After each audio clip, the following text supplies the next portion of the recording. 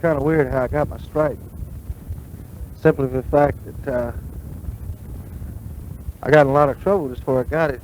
We had an incident came up where we were really busy on the flight line. I mean, super busy. And a guy came down and told me that my big boss had told me he wanted a fuel line off a certain aircraft fuel tank. So I went in and took it off, this other guy myself. I handed it to him. And he brought it back in about 10 minutes. So I never did cap the lines or nothing, which I should have done. And I wrote it up in the forms on red X, which meant, don't use it. And he brought it back, so I laid it in the truck. They told me to go to chow, so I went to chow. When I came back, I had my trainee. I was working with him on his training records and everything and trying to get him squared away when all of a sudden, I never did even think of it. A couple of days went by and all of a sudden somebody dumped about 150 gallons of jet fuel inside the airplane. Well, the guy that re-enlisted me back in '73 is here on this base now, Colonel Allring, and I had to go see him one morning. So I worked from 7 o'clock that evening till 7 o'clock next morning. At 7:20, I went in to see him. And he was telling me, that he hated to have to do it since he knew me for so long and everything. And says, okay, I said, that's fine, don't worry about it, So they gave me a letter of admonishment, which is no biggie. Then I had to go up. He told me I was going to go up and see the big man and said he's mad. He wants your stripes and all this, blah, blah, blah. He said, be cool, don't lose your cool and all this. So I went upstairs and I walked in, reported in.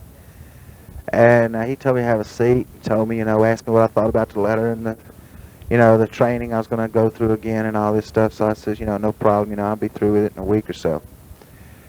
So then he said, I want to tell you, I hate to see this happen to a nice guy like yourself, and I want you to know we appreciate the work you're doing. He said, but there is one more thing I got to do to make this all official. So I sat there thinking, well, good gracious, what in the world is he going to try to do to me now? He's already come up and slapped me with this letter of admonishment. Now this fool wants to do something else, So he asked me to come up to his desk. So I walked up to his desk. I said, this fool going to take my stripes, I mean, I really got upset for a second there. He reached in his desk drawer and pulled his hand out, and his palm was down. He reached out to shake my hand. I said, what? I was standing there thinking, what does this fool want to shake my hand for? So anyway, I reached out to shake hands. I pulled my hand back. I had a set of staff stripes in it. I like to passed out.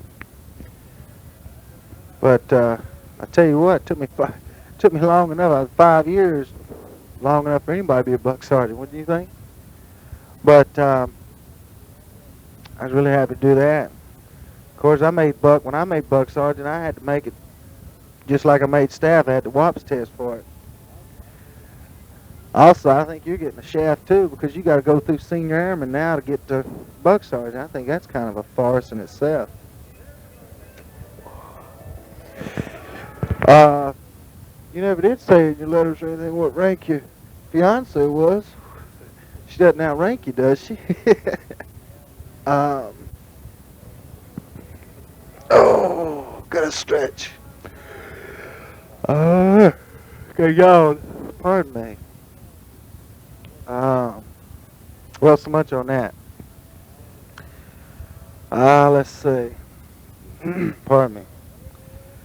Been a lot of ruckus going around here. We got a bunch of crime and everything, and how it is in California.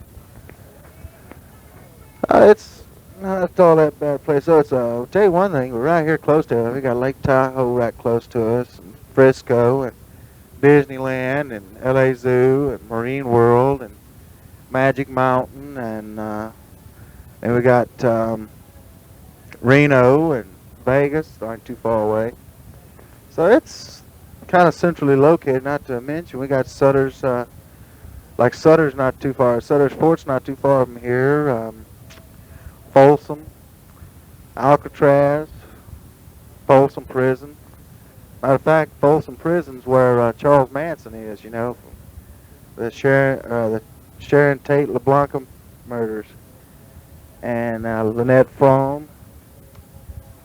Also, Folsom Prison is where Johnny Cash was. We went out to Folsom Prison not too long ago, And you'd be surprised at all the things the inmates make, to sell.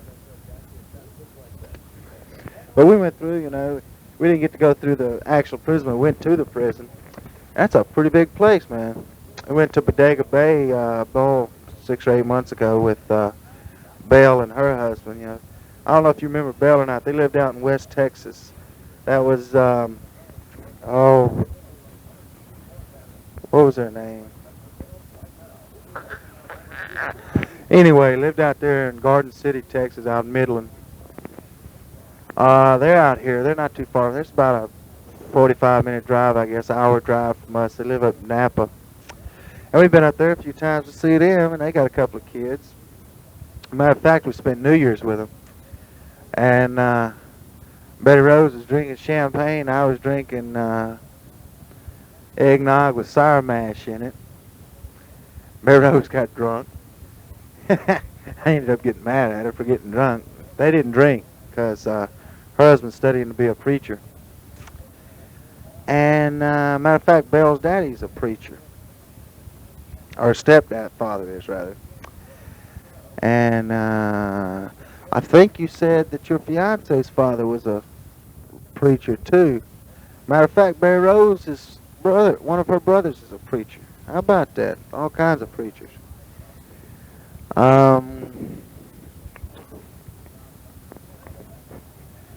It's been a long time since I made a tape. I didn't know it had to take so much talking to do it. Let's see. It's been kind of cool here last few days. And hadn't had much rain. We're having a drought, matter of fact.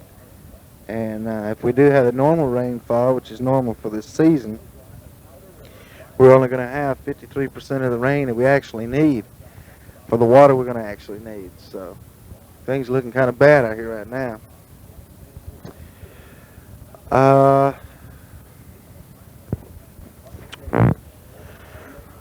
What can I say? Oh yeah, by the way, excuse me, Tom Thurston. He's a tech sergeant. I used to work with him. He's there in Zimbabwe. I saw him, matter of fact, a couple of months ago. He was on leave here, and he came by section, saw everybody. Told him to look you up. I don't know if he ever did or not. Fellow with a great big nose. I mean, tell you can't miss him. He got a schnoz on him, won't quit. But he's a good guy. He's pretty good people. Even though he and I didn't see eye to eye very much, but he's still a pretty good guy.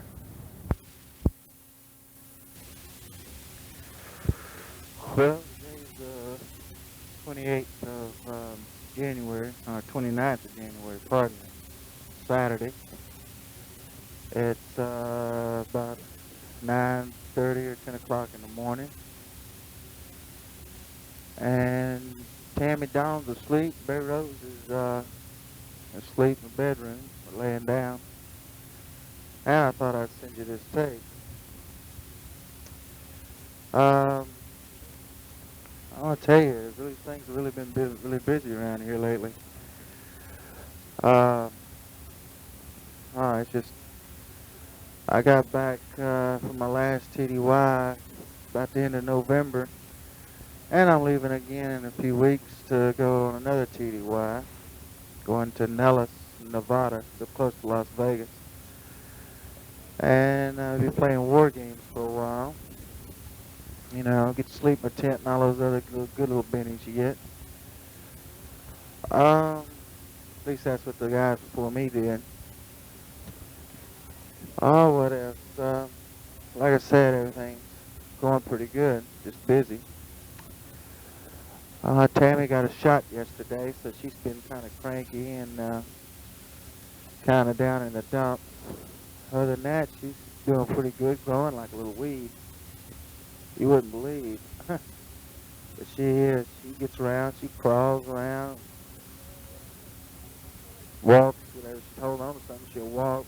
Gets into everything under the sun. Got about 3 teeth now and another couple of them coming in. We're supposed to go to Frisco, San Francisco this morning. But since Tammy wasn't feeling very well, we figured we'd hold off. So we called the people we're supposed to go with up, told them we wouldn't be going. And so Barry Rose went back to bed. I stayed up.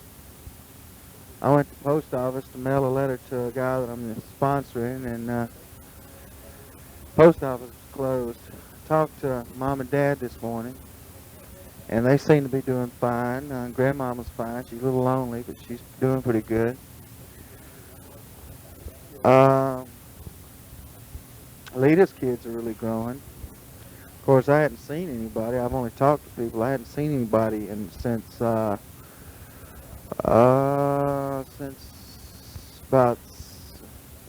May, June, since around May or June of '75, and here it is, '77 already. So you've seen everybody since I have, because I hadn't seen anybody since you came into service, as you can tell.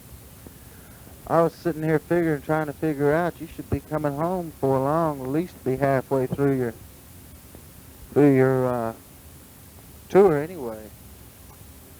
Mom and Dad told me that you got a fiance, and you're planning on getting married, and I want to congratulate you on that. I think it's a good thing. I don't know much about her. They told me she was in the service. She's redhead, green eyes, about 5 feet 4 inches tall, something like that, I believe.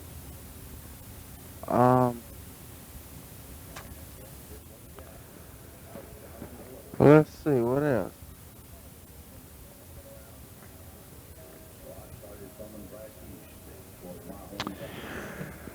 Oh, we got us a new car. Got us a Grand Prix, not a new one, '72. Pretty nice though. So I got a 455 with a Rochester 4-barrel that I had to work on, but I'll get back to that in a minute. It's got power steering, power brakes, vinyl top, mag wheels, tilt-away steering wheel, power brakes, air conditioning, AM/FM stereo radio, power windows, automatic transmission. It's a pretty nice car. But I got it home, and I'd start down the road, and silly outfit would run fine until I started to stop. When I stopped, it'd die on me and idle it. It was idling real rough, surging. So being a 4-barrel, it's not like a 2-barrel, 1-barrel. You can't just take the float bowl off. The float bowl's down inside the middle of the carburetor, so you got to take the whole carburetor apart. So I took out the carburetor, and I thought maybe my float was too low. So I raised my float, put it all back together, started it up. The carburetor started blowing gas out of it, so I knew it was too hot in, so I lowered it back down. It helped a little bit. And then I went back and lowered it all the way down, and when I did, I found out that my metering valves were bent, and I had to straighten those out. And when I got my metering, well, not metering valves, but metering pins, I got those straightened out. I got a new accelerator pump into it. And I took it apart. My secondary and primary, both my linkages broke, so a buddy of mine lives next door, had a Rochester 4, and he brought it over and said I could have whatever I needed off of it. So I got the accelerator pump and the primary and secondary linkages from him. Got it put back together, and that runs fine. I'll probably change oil and everything when I get back to TDY. And I'll tune it up, and change oil. I may get down there and put on new, I can't drain all the transmission fluid out of it, but I'll drain all but a little bit out of it, put some in about every other month. I'll put a little more in until I've rejuvenated all of it.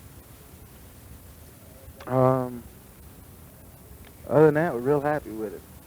We had a little Pinto, and I don't know, that thing's just dog. I mean, you had to just baby that thing. I was working on it once a month, I'd go out there and completely go through the engine and tune it up, adjust carb and everything else on it. When I first got it, it was just like all the Pintos. The Pintos are bad about dying out on you, so I got myself together and I took the carburetor apart, reversed the primary and secondary jets, advanced the timing 2 degrees, enriched the mixture a little bit, and ran like a champ. We got rid of it and bought this. Didn't get as good a deal as what I wanted on it, but matter of fact, probably got took. um, we're happy with it. We still have a mobile home. We're happy with that. Had to do something to get us ahead on our bills.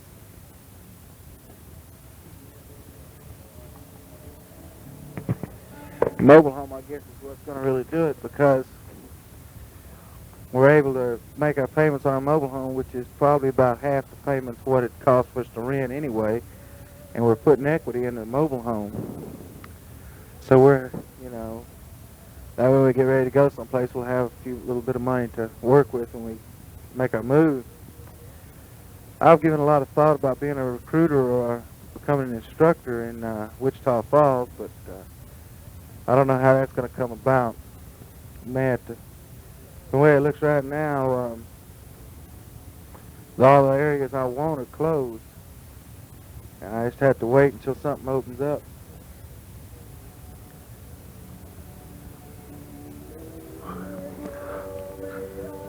I haven't got any. I've only gotten one. Well, I didn't get a letter then. I got a card from you since I've been here. Since I've been gone. Year and a half, that ain't much. Of course, I can see where you're coming from.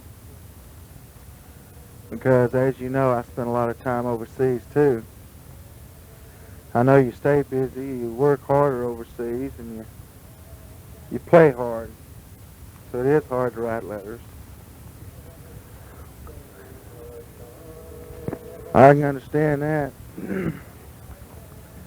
Sure wish you'd, every once in a while, maybe stand and guard someplace or something, and like I know APs a lot of times got to stand out of an airplane to guard an airplane. I've had them guard my airplane before. And while you're just sitting out there doing nothing, you could write a letter, not asking for much. What? Spend 15 minutes writing me a letter. At least it keeps you from going to sleep. Then your duty watch wouldn't come around and nail you for sleeping on duty, say. But whatever, it's up to you. Of course, I come to the realization, too, it's a good possibility you're still torqued off at me for what's happened in the past. If this is the case, then you let me know. I guarantee you I won't bother you anymore. But you are my brother and I love you. I was trying to do it for your own good, whether or not now you can see that or not. Maybe later on you will. See, it's not all that easy being a big brother. You really don't have the problems I had. Of course, I know you had your own problems, and I had those problems too as I was growing up. But being a big brother had a lot of disadvantages too. Just as being a little brother had a lot of disadvantages. What I did, I was doing to try to straighten you out. Whether or not it did any good, I hope it did. But the reason for it was simply this. I loved you, as I do now, and I didn't want to see you getting yourself hurt. Because you could have very easily gotten your rear end in a bind with the police just like I did. And that's pretty bad news once you get in trouble with the police. I'm going to tell you that right now. Not only that, being my kid brother, you had 2 strikes against you already. Because as soon as they found out you was facing, Charles facing, and you were the brother of Billy, they gave you 2 strikes already. because they figure one bad apple would spoil a bunch, maybe. So I can see where you probably had it rough on my account too. Except for the fact that here were I went around and I started out with kind of even score. No balls, no strikes. But then it came up and I hit a fly ball. Almost got caught. That life wasn't worth nothing. Still pay for it even now. If you'd ever gotten into it that far, you'd know. I know you've had bad things happen to you before that you'll probably pay for a long time too. So have I.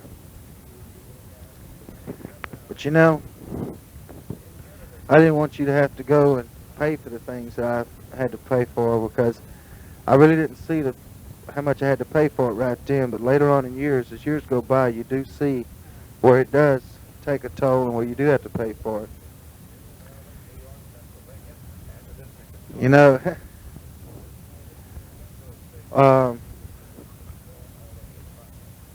when I found out you came in the military, I sure was proud of you. I was glad you came in during peacetime. Whether or not you're going to stay in, I don't know. But that's entirely up to you. You're a man now, and it's your life to live.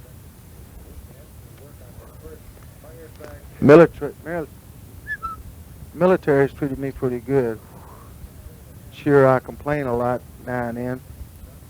More now and more then than any of the others, but I complain a lot about it because I do get torqued off at times like everybody else does. Get fed up. But if you look at it like this, the military's giving me a job and I don't have to worry about losing it. You know, not over layoffs or something like that. Another thing too, I was kind of scared there for a while. Oh, I'm going to have to turn this tape over. So I'm going to turn the tape over and start again. So if I get cut off, let me know. But I finally made staff, matter of fact. That really made me happy. Maybe